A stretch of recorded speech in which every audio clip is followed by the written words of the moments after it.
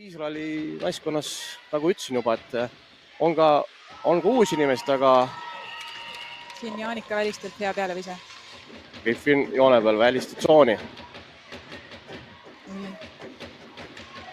Ja Koger saab viskele, vaatame.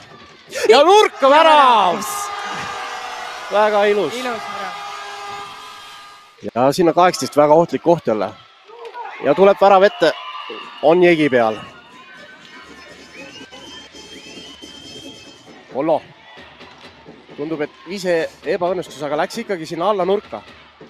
Uus pealevise Aasmat. Sellised ootamatud pimedast visked, need võivad... Suutis vähemalt nii palju ära segada, et mitte lasta Leshamil teha sellist vaba viset.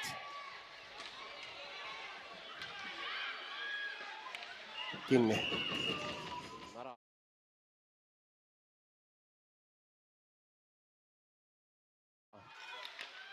Püüab jegi ilusti, saab kinni. Leshami number 18. Tugev terav ühe. Ritter värava ees. Saame puhtaks. Jaanika välistu. Ise. Tuleb rebound. Ritter vaba seal. Hirmus võitlus käib värava ees. Pole näha. Näidaks värav. Tahaks öelda, kes on värava autor, aga no siin ei olnud võimalik. Emotsioon siis uuesti ilusti. Prants nurka värav. Jaa, Lessi Prants. Ilus värav. Ja see on nüüd see tõestus, miks sa pead, kui Iisraeli poolt vaadates, miks sa pead oma tsoonis võitma selle lahtiviske.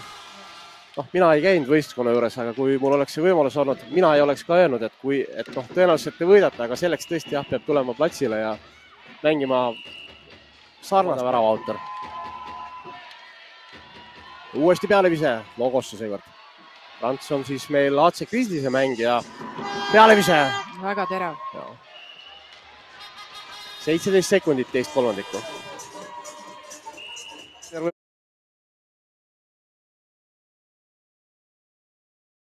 Võib-olla ei ole rahul, aga tulemuse poolest see seni meile sobib igal juhul. Nüüd saab Angres minna. Kus ka ära segatakse.